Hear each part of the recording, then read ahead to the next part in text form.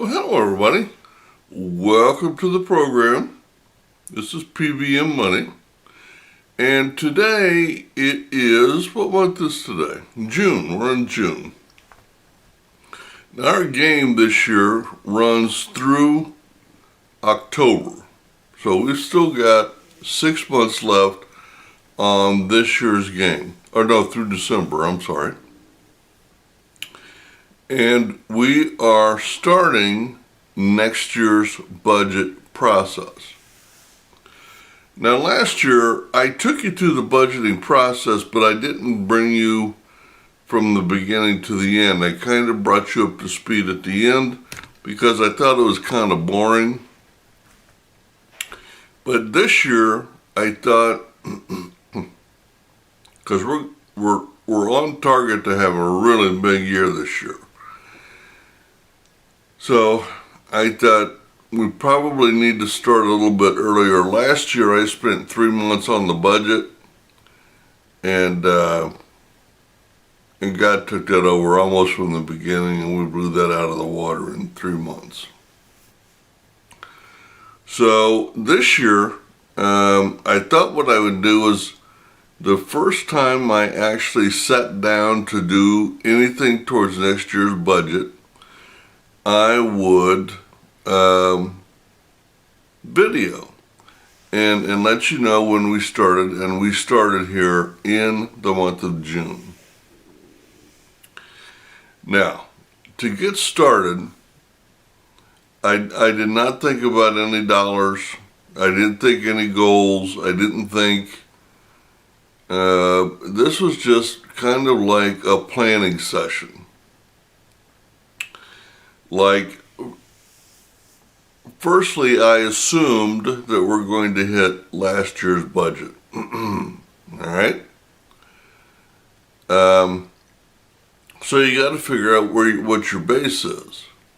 I mean, when we start our game in January, how much are we going to have in the bank? And how much over did we go? I'll tell you, when we did our budget last year, and I did a video on this, I could see a way that we could save $30,000. Everything had to go perfect, no mistakes, and everything fall right into place. So I wanted to budget $30,000. But one day in prayer, God reminded me, hey, if you can find a way to get there, I'm not involved in your budgeting.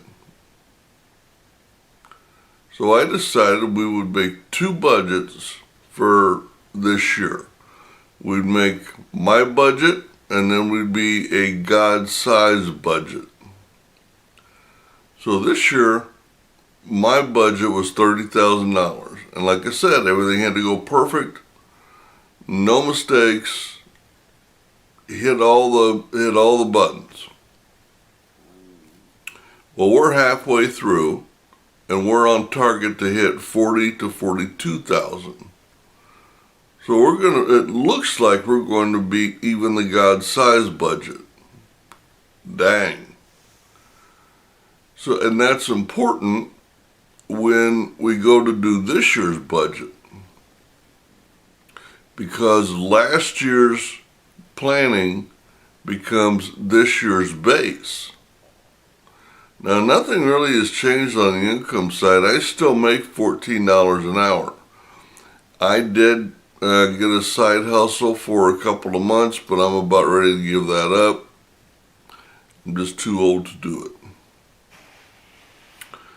So that's what you need to know for when I sat down. So then the first thing I did was pray about it. Help me to fashion a budget that's what you would have done. Not what I want done, what you want done. And so the first thing I did is because I kept all of my planning sheets, all of my budgeting sheets, all my spending sheets from last year. And so this year I'm going to tear this year's apart and look at where I hit it, where I missed it, can I fine tune it, and then brainstorm to see if I can think of any others. And I've told you year over year, I do this almost on a daily basis just to see if I missed anything. And I came up with a few. Like, to end this year, I think not only to end this year, but to start next year's budget, I think we're going to have a low spend July and August and a no spend September. Because we want to end in December. In order for the no spend or low spends to show up, they show up 2 months later. So if we do August, July, and August, they come in October, November, which would be great, or November, December, because then we can end this year's budget with as little money going out as possible. And then we'll do a no-spend September, or October, I guess, to start next year's budget off with as little going out as possible. So I think that was one idea that I had that really doesn't involve money, but it involves strategically spending or not spending money to end on a big note this year and start on a good note next year. So that was an idea I came up with. Another idea that I had is how many tools did I have at my disposal this year that I haven't used? And it looks like cash back on my credit cards is going to be one of them. There's at least $1,000 sitting on my credit cards. And so far, I haven't seen the need to go get that. We'll see. We'll see. And then we had to figure out what our base was. That did not come easy, actually. But I figure 40,000 is going to be what I'm going to assume that we hit. And we're going to go back over, look at all the tools. What happened to get us to 40,000? Can we do it again? Or are we going to have to come up with another way or lower our base? And just like I do all the time, I brainstormed again for all of this brainstorming was about a day. About places I still had to cut expenses. And I still have 2 or 3 that I can go to that I haven't done yet. My phone carrier is one. I did do one this year. I got my credit cards back for my daughter, so I'm not spending $100 a month there. So that'll be $1,200 we can add. So there are still some tools that I didn't have to use this year that'll be at my disposal for next year should I need them. And then I had to remember, this is just the beginning. We're just getting started. I'm still brainstorming. I'm still coming up with ideas. I want to redesign some of my monthly sheets. Typically whenever I finish a game on this channel, I'll take the sheets that I keep track of through the year and I'll go over it with you and show you. And I tried to put everything on one sheet last year and all it did was jam me up. So I think I'm going to break it out into 2 or 3 different sheets, put them side by side because that's how I need to see them, but on different sheets. But again, that's just fine-tuning what we've already done. Now, I will give you one idea that I came up with that I am going to institute this week. And this will run me the rest of this year and half of next year.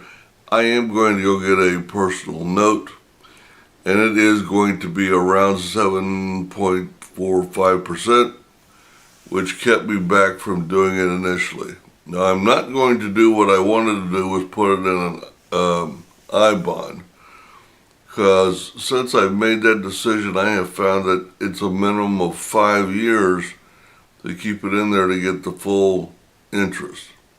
And they only dish it out in certain increments, and you don't get the first part of interest until the last part of the holding of the bond, which is fine.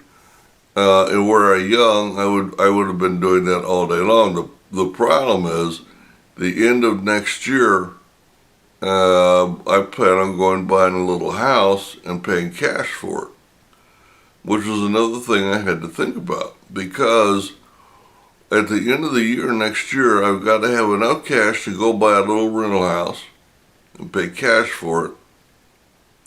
So that means that the priorities for this year are different than they're going to be for next year. But I don't want to get so complacent that I'm just putting money in the bank. So what I'm going to do is I'm going to go get a personal loan. I'm going to take that money and put it in the ministry account and let the ministry pay for it. And here's why. Because what I have been doing up to this point is, let's say the rent is $600, or my payment is $600.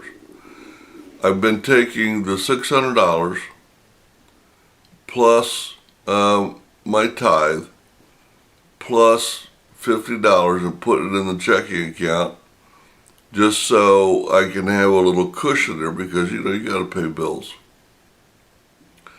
So I thought, well, what if I got $1,000 up front and put it in the ministry account, and then let the renter pay for that bill and take that $1,200 a year and put it right into savings right up front.